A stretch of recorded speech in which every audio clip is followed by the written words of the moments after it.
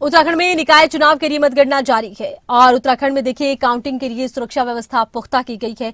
कई लेयर की सुरक्षा व्यवस्था के बीच काउंटिंग जारी है। आपको बता दें कि 23 जनवरी का दिन था, निकाय चुनाव के लिए मतदान हुआ था और तब से लेकर अब तक इंतजार था कि आखिर कब किस्मत का फैसला सबके सामने आता है। सुबह 8 बजे मतदान की प्रक्रिया शुरू हो चुकी है। निकाय चुनाव हुए और निकाय चुनाव में आज रिजल्ट का दिन है। धड़कनें बढ़ रही है क्योंकि आज 5000 से ज्यादा ऐसे उम्मीदवार हैं जिनकी किस्मत का फैसला जनता के समक्ष होगा। और ज्यादा जानकारी के लिए खबरें अभी तक के संवाददाता नासिर का हम रुख करते हैं। उत्तराखंड को लेकर तमाम जानकारी हम ही देंगे। तो नासिर, उत्तराखंड निकाय चुनाव को लेकर आज वो दिन है जब मतदान प्रक्रिया के बाद अब धड़कनें एक बार फिर से बढ़ रही है कि आखिर नतीजे क्या रहेंगे। किस तरह की व्यवस्था आप देखते हैं मतगणना को लेकर? देखिए, आज 23 जनवरी को जो मतदान हुआ था उसकी आज मतगणना हो रही है। सुबह 8 बजे से मतगणना शुरू हो चुकी है और जो तमाम प्रत्याशी है उनके भाग्य का फैसला आज किया जाएगा। शुरुआती दौर में जो सबसे पहले क्योंकि जो चुनाव हुआ था वो बैलेट पेपर से हुआ था, इसलिए जो तमाम जो मतपेटियां थी उनको सुरक्षित यहाँ रेंजर ग्राउंड में देहरादून में रख दिया गया था। हालांकि पूरे प्रदेश भर में आज मतगणना हो रही है। 101 जो नगर निकाय हैं उनमें से करीब 100 निकायों पर चुनाव हुआ है और तमाम जो मतपेटियां हैं वो सुरक्षित रख दी गई थी। आज तमाम पूरे प्रदेश भर की अगर बात करें, पूरे प्रदेश भर में ये मतगणना सुबह 8 बजे शुरू हो चुकी है। देहरादून की बात करें तो देहरादून में सबसे पहले जो मतपेटियां थी उनको खोला जा रहा है, खोला गया है और उसके बाद उन मतपेटियों में जो क्रमांक है कितने वोट किस मतपेटी में पड़े उन क्रमांकों का मिलान किया जा रहा है। उसके बाद ये मतगणना अभी जल्द ही शुरू हो जाएगी और थोड़ी देर में जब मतगणना शुरू होगी तो रिजल्ट आने शुरू हो जाएंगे। रिजल्ट के बाद जैसे जैसे रिजल्ट आते जाएंगे, ये कई चरणों में मतगणना होगी। वैसे वैसे जो भी प्रत्याशी जीतते जाएंगे, चाहे वो पार्षद प्रत्याशी हो, निकाय के अध्यक्ष पद और जो मेयर के जो अध्यक्ष पद है उनके जो प्रत्याशी हैं, जैसे जैसे जो भी प्रत्याशी जीतता जाएगा उसकी घोषणा करती जाएगी।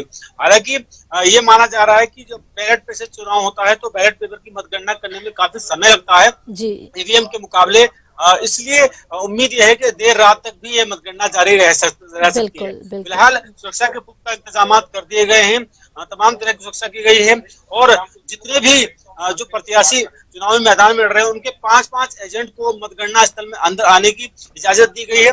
इसके अलावा तमाम जो सुरक्षा के लिहाज से जो इंतजाम है वो पूरे किए गए हैं और जो भी लोग हैं यानी जो जनता है उसको मतगणना स्थल से काफी दूर रखा गया है।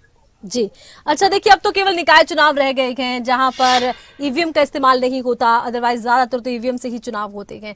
ऐसे में अब जिस तरह से मतगणना होगी, इसको लेकर एक सवाल ये भी है कि एक तो लंबे टाइम तक चलेगी, दूसरा बात यह है कि इसमें सारा निर्णय जो है वो मानव को, इंसान को ही लेना है कि कौन सा मत रद्द करना है। अमूमन देखा यह जाता है कि जब इस तरह से बैलेट पेपर से चुनाव होता है तो विवाद भी काफी खड़े हो जाते हैं मतगणना को लेकर। तो इन विवादों से निपटने के लिए किस तरह की तैयारी?